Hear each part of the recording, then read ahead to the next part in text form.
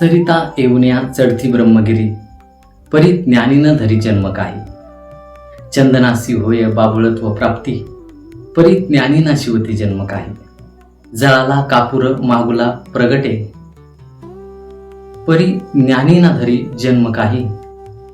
वारा वागुरेची धरून कोंडुये, परी ज्ञानी नसये जन्म काही. ज्ञानी ज्ञानेश्वर मिळून या गेला, मरण्या जिण्या झाला वेगळाची. सज्जन हो धन्य रंकारची, इवलेसे रोप लाविले द्वारी. या संतवाणी मालिकेतील दुसऱ्या भागामध्ये आपल्या सर्वांचे स्वागत आहे. निवडलेला अभंग महावैष्णव माऊली ज्ञानोबराय यांचा 5 चरणाचा हा अभंग आहे. या अभंगाच्या माध्यमातून संत श्रेष्ठ माऊली ज्ञानोबराय ज्ञानी भक्ताचं वर्णन करतायत. ज्ञानी भक्ताची मुक्ती ही निश्चित आहे. त्या मुक्तीपासून ज्ञानी भक्ताला कुणीही बाजूला सारू शकत नाही, असं ठामपणे सांगणार हा अभंग. सर्वप्रथम ज्ञान म्हणजे काय हे आपण समजून घेऊ. तर अध्यात्म ज्ञान नित्यत्वम तत्वज्ञानार्थ दर्शनम इति ज्ञानमिति प्रोक्तम ज्ञानम यथोन्यता. आत्म्याच्या अधिपत्याखाली आचरण करून परमतत्व परमात्म्याचे साक्षात दर्शन होणे म्हणजे ज्ञान, आणि त्याच्या विपरीत जे काय आहे ते अज्ञान होय. म्हणजेच काय, समर्थ अशा सद्गुरूकडून त्या देवाची ओळख करून घेणं, देवाची प्राप्ती करून घेणं म्हणजे ज्ञान होय. ते ज्ञान प्राप्त करणाऱ्या भक्ताला माऊलींनी ज्ञानी म्हटलंय. एकदा का भगवंताची प्राप्ती झाली, समर्थ अशा सद्गुरूकडून ज्ञानाची ओळख झाली की त्या भक्ताला मुक्तीपासून कुणीही बाजूला सारू शकत नाही. या 5 चरणाच्या अभंगामध्ये माऊली ज्ञानोबरायांनी 4 उदाहरणं दिलेली आहेत. पहिल्या चरणामध्ये माऊली म्हणतात, सरिता येऊन्या चढती ब्रह्मगिरी, परी ज्ञानी न धरी जन्म काही. सागराला मिळालेल्या नद्या पुन्हा ब्रह्मगिरीवर परततील, परंतु ज्ञानी भक्ताची मुक्ती ही निश्चित आहे. एकदा सागराला नदी मिळाल्याच्या नंतर काहीही केलं तरी ती पर्वतावर जाऊ शकत नाही. ही गोष्ट अशक्यप्राय आहे. ज्ञानी भक्ताला मुक्ती ही निश्चितच मिळणार आहे, परंतु त्यासाठी समर्थ अशा सद्गुरूकडून ते ज्ञान प्राप्त करून घेणं गरजेचं आहे. आणि ज्या सद्गुरूकडून ज्ञान प्राप्त करायचं आहे तो सद्गुरू सुद्धा सामर्थ्यवान असायला हवा. नाहीतर काय, दुधात समर शक्ती, पेल्यात काय आहे.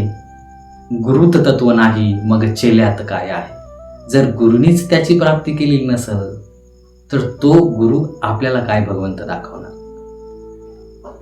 भगवंताची प्राप्ती खऱ्या अर्थानं व्हावी असं वाटत असेल तर समर्थ सद्गुरू जीवनामध्ये यायला हवं. त्यावेळेसच त्या भक्ताची अवस्था ही ज्ञानी भक्तामध्ये गणली जाईल. दुसऱ्या चरणामध्ये माऊली म्हणतात, चंदनासी होय बाबुळत्व प्राप्ती, परी ज्ञानी न शिवती जन्म काही.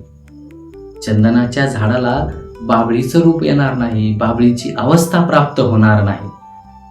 ही गोष्ट जशी अशक्य आहे, एखाद्या चंदनाच्या झाडाच्या जवळ जर बाबळीचं झाड लावलं तर त्या बाबळीचा गुण चंदनामध्ये येऊच शकणार नाही, किंबहुना त्या बाबळीची अवस्था चंदनाला येणार नाही. बरं, जर असं जर होत असेल तर ज्ञानी भक्ताला जन्म मरणाच्या फेऱ्यात अडकावं लागेल. परंतु असं जर होत नसेल, ही गोष्ट अशक्य आहे, कदापिही होणार नाही, इतक्या ठामपणे माऊली ज्ञानोबराय सांगतात. चंदनाला बाबळीची अवस्था प्राप्त होणार नाही, त्याप्रमाणे ज्ञानी भक्ताला मुक्ती ही निश्चित मिळणार, त्याला जन्म मरण परंपरेमध्ये अडकावं लागणार नाही. तिसऱ्या चरणात माऊली सांगतात की जळाला कापूर मागुला प्रगटे, परी ज्ञानी नसये जन्म काही. कापूर जळून खाक झाल्याच्या नंतर तो पुन्हा प्रकट होणार नाही. असं जर होत असेल तर ज्ञानी भक्ताला जन्म मरणाच्या फेऱ्यात अडकावं लागेल, पण असं कदापिही होणार नाही असं ठामपणे माऊली सांगतायत. चौथ्या चरणामध्ये माऊली म्हणतायत की वारा वागुरेसी धरून कोंडुये, परी ज्ञानी नसये जन्म काही. वाऱ्याला कुंपण करणं किंबहुना वाऱ्याला कुंपण करून अडवणं हे अशक्य आहे. असं शक्य होऊच शकणार नाही. आणि जरीही ते शक्य झालं, किंबहुना ते शक्य होत असेल, तरच मुक्तीविषयी ज्ञानी भक्ताची अवस्था डळमळीत आहे. असं कदापिही होणार नाही. वाऱ्याला कुंपण करून कधीही अडवता येणार नाही. तसं ज्ञानी भक्ताला जन्ममरण परंपरेमध्ये अडकावं लागणार नाही. त्याची मुक्तीही निश्चित आहे. कारण तो या भगवंताशी एकरूप झालेला आहे. जन्म मरणाच्या फेऱ्यातून त्याची सुटका झालेली आहे. शेवटच्या चरणात माऊली म्हणतात, ज्ञानी ज्ञानेश्वर मिळून या गेला, मरण्या जिण्या झाला वेगळाची. जर भक्त त्या भगवंताशी एकरूप झालेला असेल, आत्म्याचं नातं परमात्म्याशी जोडलं गेलेलं असेल, जीवाचं नातं शिवाशी जोडलं गेलेलं असेल, तर मोक्षप्राप्ती ही निश्चित आहे. मोक्षापासून कुणीही अशा भक्ताला बाजूला सारू शकत नाही, असं सांगणारा हा अभंग. चला तर पुन्हा भेटूया येवलेसे रोप लाविले द्वारी या संतवाणी मालिकेतील पुढील भागात. तोपर्यंत धन्यरंकारजी.